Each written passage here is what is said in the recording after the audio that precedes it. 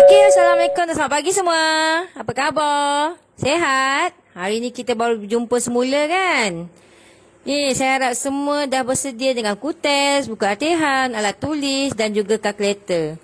Hari ini kita akan belajar berkenaan dengan strategi pemurataan, di mana hari ini awak akan belajar mengira purata kos share dengan menggunakan strategi pemurataan dan juga menjelaskan manfaat strategi ini. Jom kita start. Okey, semua boleh nampak skrin ni. Okey, biasa bacakan untuk awak. Strategi pemurataan ialah pembelian saham setiap bulan atau berkala dan bukan sekaligus. Maksudnya sekarang ni, jika awak ada duit, contohnya awak ada RM40,000, awak tak perlu nak labur sekaligus. Tapi awak gunakan strategi pemurataan, di mana awak agihkan setiap bulan mungkin awak nak labur RM2,500. Jadi setiap bulan awak labur RM2,500. Formulanya ialah kos purata sama dengan jumlah pelaburan per dengan bilangan unit saham yang dimiliki. Kenapa kita nak gunakan strategi pemurataan ni? Ada banyak kelebihan. Yang pertama, membantu mengambil kesempatan daripada perubahan harga si unit. Tadi kan saya dah cakap, awak dah fix kan nak labur RM2,500. Jadi bila harga saham tu tinggi ataupun rendah, awak tetap labur dengan nilai yang sama. Jadi kelebihannya di sini, bila harga saham tu rendah, harga saham tu turun, contohnya RM1 lah. Satu unit tu sama dengan RM1. Awak akan dapat lebih banyak unit saham awak. Compare dengan jikalau pada bulan tu RM2, awak hanya dapat beli sedikit sahaja. Okey, saya bagi contoh mudah. Saya pergi ke pasar raya. Saya ternampak item ni harga RM1.99. Ada promosi. Pada hari tu ada promosi di mana harga satu tin tu hanya RM1 sahaja. Jadi saya grab dua. Saya ambil dua. Jadi saya dapat benefit di situ. Pada hari tersebut, saya boleh dapat dua tin dengan harga RM2. Compare pada hari biasa, kalau hari biasa saya hanya dapat satu tin sahaja.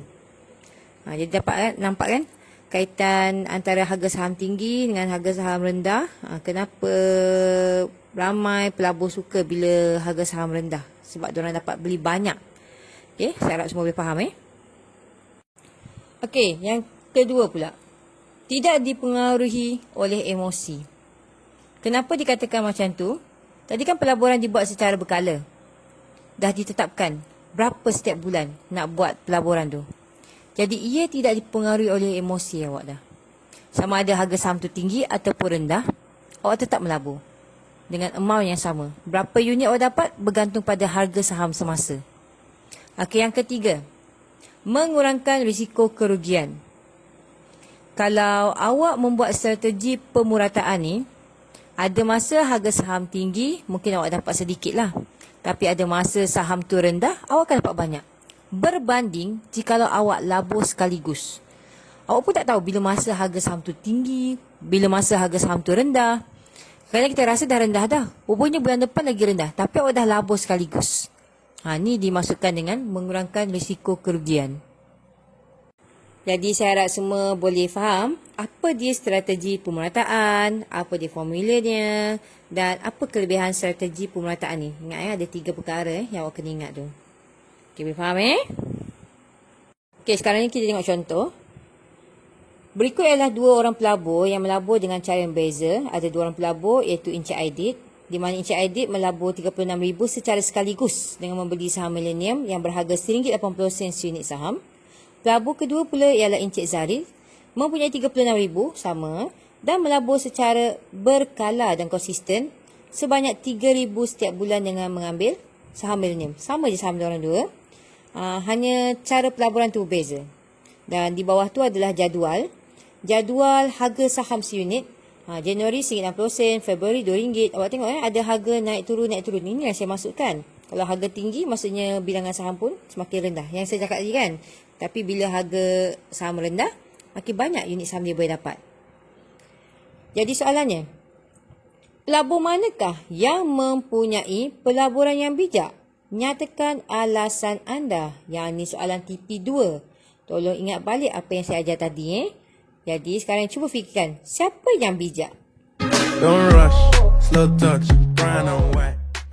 Tanya saya ucapkan kepada sesiapa yang menjawab pelabur 2. Ya, betul. Okey, kenapa? Kerana pembelian saham secara berkala membolehkan beliau membeli banyak unit saham serta kos purata seunit boleh dikurangkan. Okey, kita tengok soalan seterusnya. Hitung kos purata seunit dan jumlah saham yang dimiliki oleh Encik Zahri.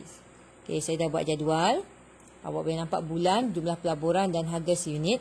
Untuk mengira bilangan unit saham yang didapat, jumlah pelaburan dibahagikan dengan harga seunit. Okey, sekarang ni saya nak semua ada kalkulator. Tolong bahagikan. 3,000 bahagikan dengan RM1.60. Berapa jawapan dia? Ya, jawapan dia adalah 1,875. Jadi awak boleh buat pengiraan untuk yang lain. Ni saya bagi jawapan dah, siap.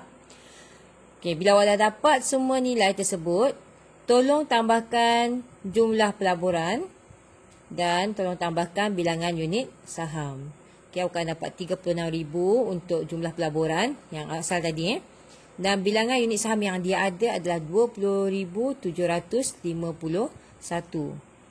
Okey, jangan stres. Okey, soalan belum lagi. Soalan minta kira kos purata unit saham. Tengok balik formula.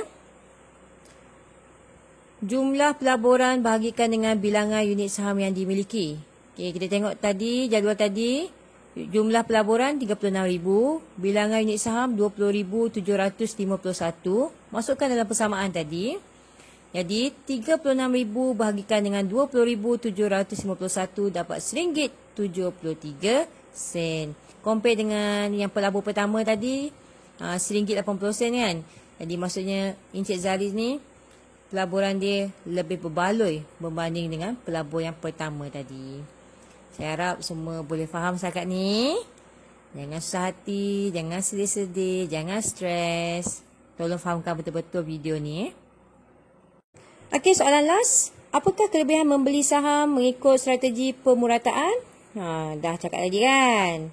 Okey, yang pertama, kos purata unit share boleh dikurangkan, iaitu tadi RM1.73 dan dapat mengurangkan risiko kerugian. Compare dengan pelabur pertama rugi lah. Pelabur kedua banyak untung. Okey, boleh faham Okey, itu saja untuk hari ini. Latihan yang diberikan nanti tolong hantar pada guru mata pelajaran masing-masing. Itu saja. Assalamualaikum dan bye.